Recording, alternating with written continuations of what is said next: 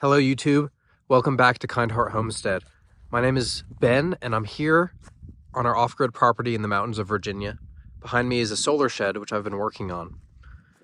I'm up here for a couple days before Christmas, so because this video will be published sometime after Christmas, I hope you guys all had a great holiday season. I'm here to continue my progress on insulation and drywall. I'm prioritizing insulation because it's so cold up here in the winter that I want it to be slightly more comfortable.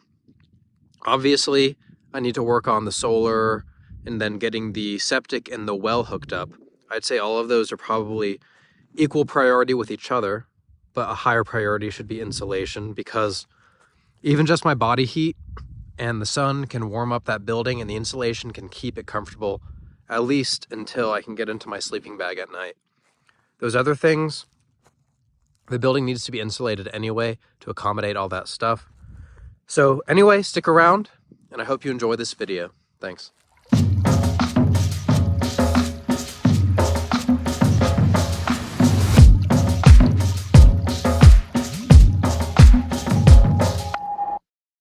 I'm picking up on this trip where I left off on the previous, and now that I'm moving along the south wall, I'm adding the diatomaceous earth on top of the bottom plate.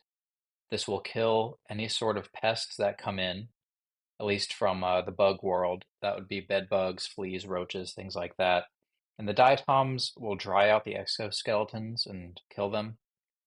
And the reason I do this just a couple bays at a time is because I like to keep my scope limited. I try to only start the amount of bays that I know I can finish in a short amount of time because I tend to make a mess and then have to sweep and vacuum as I go along. And I don't want to accidentally get a bunch of other crap stuck in that bay or accidentally vacuum out the diatoms.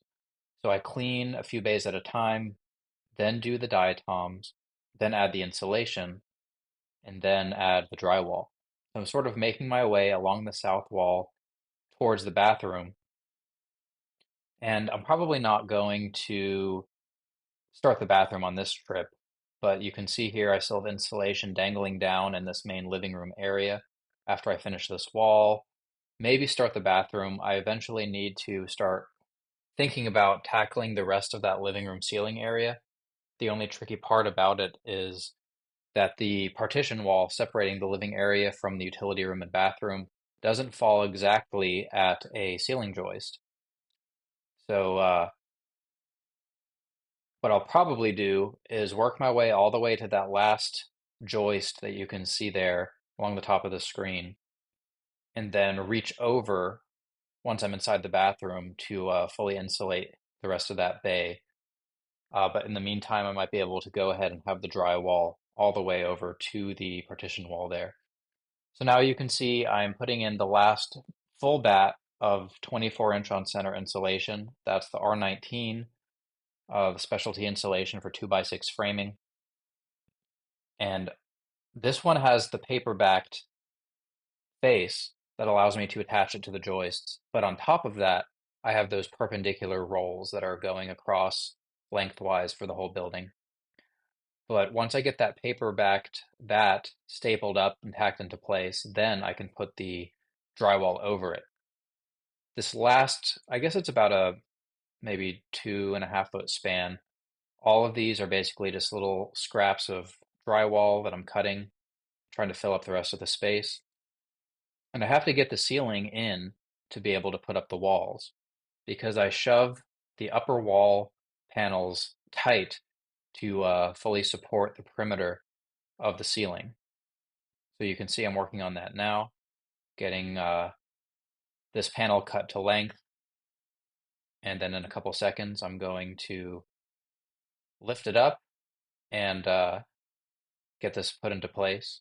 But you can see that I'm kind of tacking in some screws so I won't have to hold them while I'm also holding the drywall panel. I think this is pretty smart. I've never seen anyone do this, but for me working alone, it's a much easier method because I'm not skilled enough to balance a screw on the end of the drywall gun and expect it to go in straight. So if I can put all the screws in straight ahead of time, then it's only a matter of using the gun with one hand to get the screws fully embedded into the drywall to the depth that I have it set for. You can see right here I'm having some trouble with the butt joint. I basically just had to shove my blade in between them to get it to fit a bit better without cracking the drywall on the edge. Now I'm working my way down, tacking some screws into place so when I lift it with one hand, I can then manipulate the screw gun with the other hand. There is going to be a plug behind this one, so I can't put all of the screws down all the way to the bottom, but as long as I'm holding it in place with the upper screws, then I can cut away the box area for the electrical box and then work my way down with those screws. So that's it for this wall. Now I can move on to the bathroom and finishing up the living room ceiling. Well, we're approaching my second night here for this trip, just before Christmas. And I didn't make much progress today because I didn't get any sleep last night. It's a problem I've been struggling with for years. And it typically only impacts me now when I'm traveling. When I'm on a good, consistent sleep schedule, things seem to work pretty well for me these days. There's a few more tasks I'd like to do before the sun sets. One task is our silage tarp here. Due to a big storm that came by recently, too much air went under it and it got pulled out from under the sandbags, so I need to get that situated. Chickens are fed. Their water is deep enough.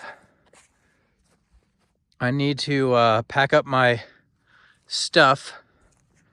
Stuff being all the stuff that I put outside the building so I can have room to work in there. And I did go ahead and start the insulation and drywall in the bathroom off camera because there's not enough room in there to fit the camera. Let me try to show you.